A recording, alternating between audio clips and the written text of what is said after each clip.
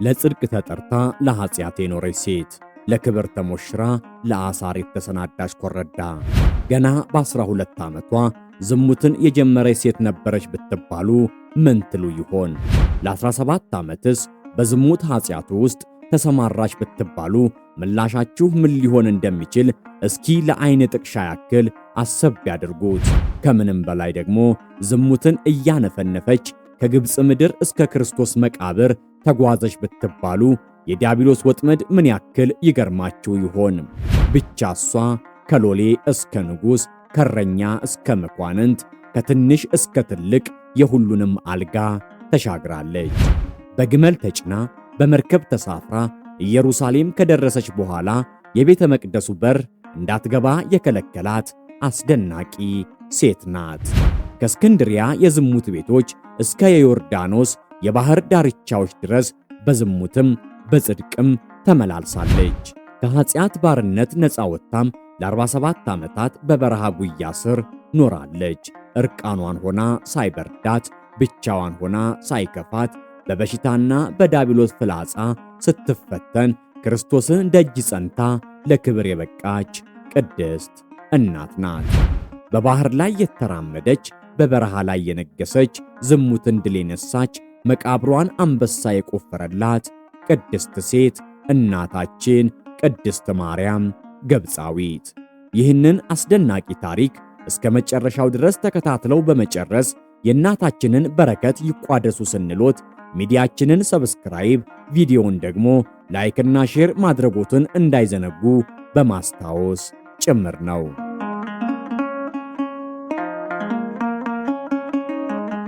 የትውልድ ሐረጓ የሚመዘዘው የፈርዖን ዙፋን ከተዘረጋባት፣ የእግዚአብሔር ታምራት ከተገለጸባት፣ ቅዱስ ማርቆስ መንበሩን ከተከለባት፣ እመቤታችን ቅድስት ድንግል ማርያም ልጇ ወዳጇን ይዛ የስደቷ መዳረሻ ካደረገቻት፣ የጊዮን ወንዝ መጠለያ ከሆነችው ከፈርዖናውያኑ መንደር ከጥንታዊቷ ግብፅ ነው።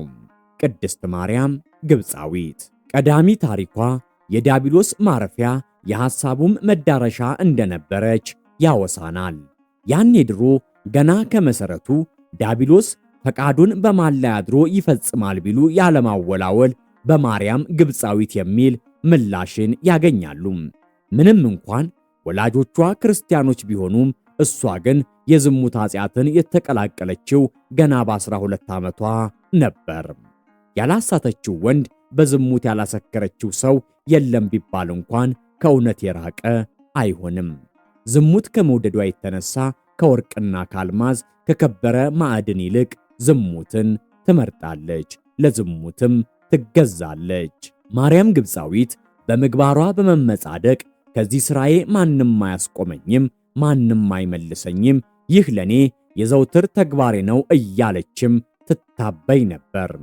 ቀን አሳስቶት አልያም እግር ጥሎት ከሷ ጋር የታየ ማንኛውም ወንድ ከማህበረሰቡ ይገለላል፣ እንደ ባለጌና ዘማዊም ይቆጠራል። ምናልባትም በትዳር የታሰረ ከሆነ ከትዳሩ ለመፋታቱ እኩይ ምክንያት ይሆነዋል። ማርያም ግብፃዊት ስምን ከመቤታችን ከቅድስት ድንግል ማርያም፣ ምግባርን ደግሞ ከመቅደላዊት ማርያም ትጋራለች። ከረዥም ጊዜ በፊት በግብፅ ምድር አባይ አሮጌ ዜማውን ከከዋክብት በታች ሲዘምር ውበቷ የሰውን ልብ የሚያንቀሳቅሰውና ነገሥታት ዙፋናቸውን የሚረሱባት ማርያም ግብፃዊት ተወለደች። ማርያም ከልጅነቷ ጀምሮ የፍላጎቷን ድምፅ የምትከተል ሴት ነበረች። በ12 ዓመቷ ወላጆቿን ሸሽታ ንጹሕነትን እንደተሰበረ ሰንሰለት እየጣለች በታላቋ እስክንድሪያ ከተማ ጎዳናዎች ላይ በጽድቅ ሳይሆን በኃጢአት ፋነነችባቸው። መንደርተኞች ሳቋን፣ መጠጥ ቤቶችም ዜማዋን፣ መርከበኞችም ፊቷን ያውቁ ነበር። አደነቋት፣ ተመኟት፣ አቆላምጠው ጠሯት። ግን ፈጽሞ ለፍቅር ፍላጎት፣ ለልቦና መሻት አልፈለጓትም። ዓለም ቆንጆ ብላ ጠራቻት። መንግሥተ ሰማያት ግን ነፍሳትን አጥማጅ የዲያብሎስ መልእክተኛ አለቻት። ፈገግታዋ በምድረ ግብፅ እንደ ወርቅ ቢበራም ነፍሷ ግን በኃጢአት አመድ ተሸፍና ነበር። ለ17 ዓመታት በርካቶችን እንደ እሳት በሚለበልበው በዝሙት ኃጢአት አስራ ገንዘቧ አድርጋቸው ቆየች። ዓመታት አለፉና አንድ ቀን የመስቀል በዓልን ለማክበር ወደ ቅድስቲቱ ከተማ ኢየሩሳሌም በመርከብ ለመጓዝ የሚዘጋጁ ምዕመናንን አየች። የቅዱሱ ሐሳብ ልቧን አላነቃቃውም። ይልቁኑም ሳቀች፣ ተሳለቀች፣ አላገጠች። በልቧም ከነሱ ጋር እሄዳለሁ፣ ለጸሎት ግን አይደለም፣ ለኃጢአትና ለዝሙት፣ ለሸርና ለተንኮል ነው አለች። በዙሪያዋ ባሉት ሰዎች ጨዋነት ላይ እያሾፈች ወደ መርከቧ ገባች። በዚያ ጉዞ ላይም ብዙ ወንዶች ከሷ ጋር ኃጢአትን ሰሩ። በሳቅ በሙዚቃ የተሞላ ጉዞና የጠፉ ነፍሳት ምስጢራዊ ጩኸት አብዝቶ አስተጋባ። ነገር ግን ከባህር በላይ የማይታየው የእግዚአብሔር ዓይኖች ይመለከቷት ነበር። ኢየሩሳሌም ሲደርሱም መንገዶቹ በሻማና በዝማሬ ድምፅ ያበሩ ነበር። ሰዎች እውነተኛው የክርስቶስ መቃብር ከፍ ባለበት በታላቋ ቤተ ክርስቲያን ተሰበሰቡ። ማርያም ግብፃዊት ወደ ቅዱሱ ስፍራ ልትገባ ስትሞክር ግን አልቻለችም። የማይታይ ኃይል ጀርባዋን መታት። እንደገና ሞከረች። ዳግመኛም መግባት አቃታት። በሩ ተዘግቶ ቀረ። ግራ በመጋባት ዙሪያዋን ተመለከተች። ሌሎች በነጻነት ገብተው በነጻነት ይወጣሉ። ሕፃናትና አዋቂዎች ቅዱሱን መስቀል ይሳለማሉ። እርሷ ግን ይህንን ማድረግ አቃታት። የዚህኔም እውነት ልቧን እንደ መብረቅ መታው። እንዳትገባ የከለከላት ኃጢአቷ እንጂ በሩ እንዳልሆነ ተገነዘበች። ኩራቷ ተሰበረ። ሳቋ ሞተ። እምባዋ በፊቷ እየፈሰሰ ወደ ግቢው ጥግ ሮጠች። በሕይወቷ ውስጥ ለመጀመሪያ ጊዜ ልቧ ተሰበረ። ከዚያም በቅድስት ድንግል ማርያም ቅዱስ ስዕል አጠገብ ተንበርክካ እያለቀሰች ጸለየች።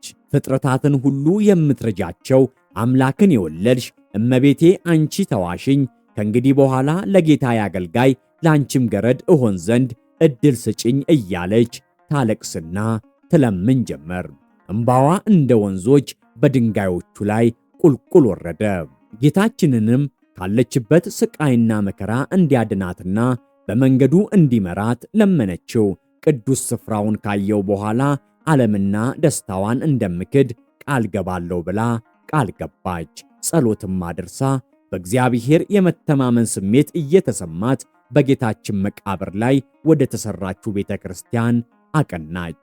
በእመቤታችን ምልጃም ያለ ችግር ገባች። በኋላም ከመቅደሱ ስር ተደፍታ በመንቀጥቀጥና በብዙ እንባ በመታጀብ ቅድስት ቤተ ክርስቲያንን ተሳለመች።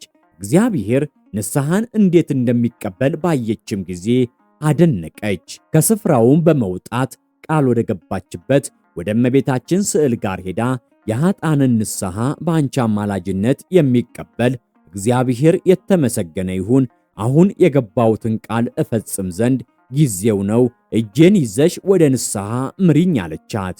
ያን ጊዜ የእመቤታችን ስዕል አፍ አውጥታ ዮርዳኖስን ብትሻገሪ ታርፊያለሽ አለቻት። ከዚያም እመቤቴ ሆይ አትተይኝ፣ አንቺ ተከተይኝ ብላ አለቀሰችና ከዚያ ተነስታ ወደ በረሃው ጉዞ ጀመረች።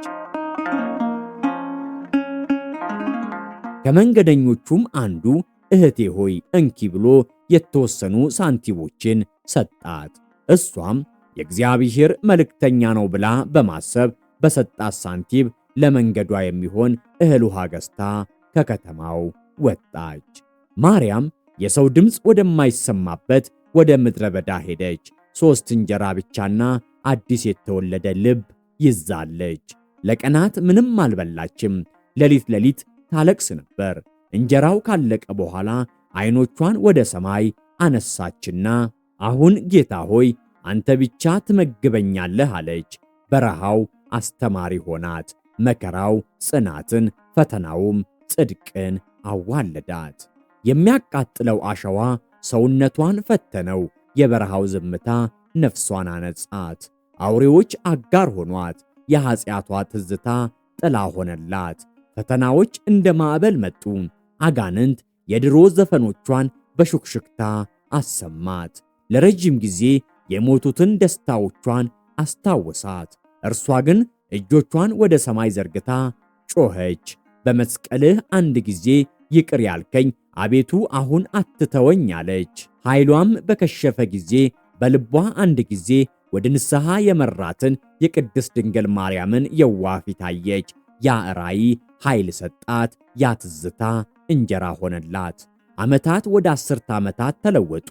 ሰውነቷ ቀጭን፣ ልብሷም አቧራ ሆነ።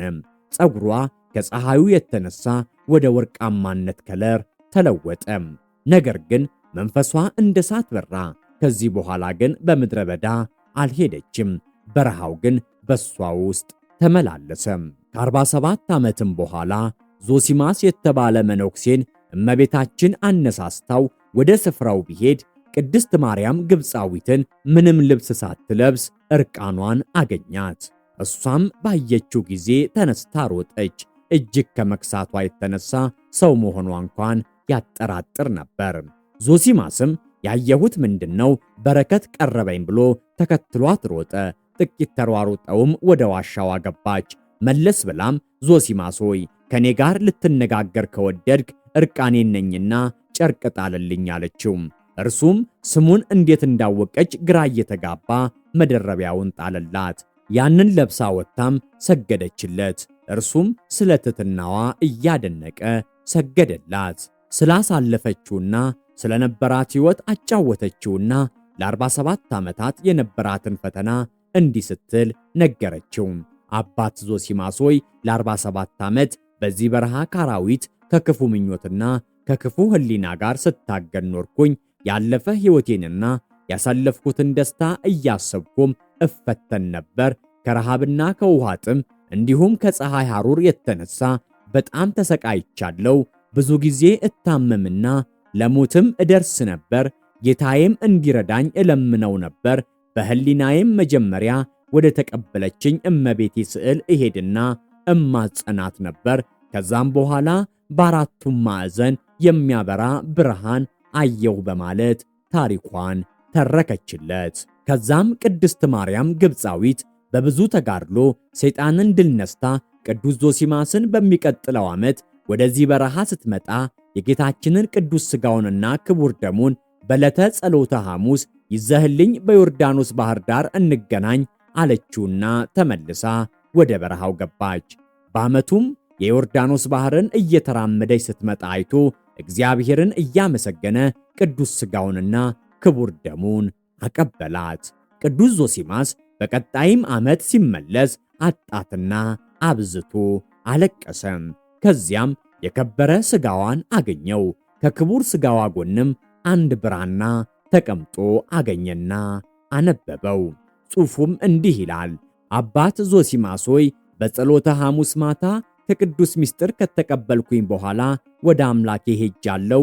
የደካማይቱን የማርያምን ሥጋ በዚህ ቦታ ቀበረው፣ አፈር ወደ አፈር ይመለስ ዘንድ ግድ ነውና ስለኔም ጸልይልኝ አለችው።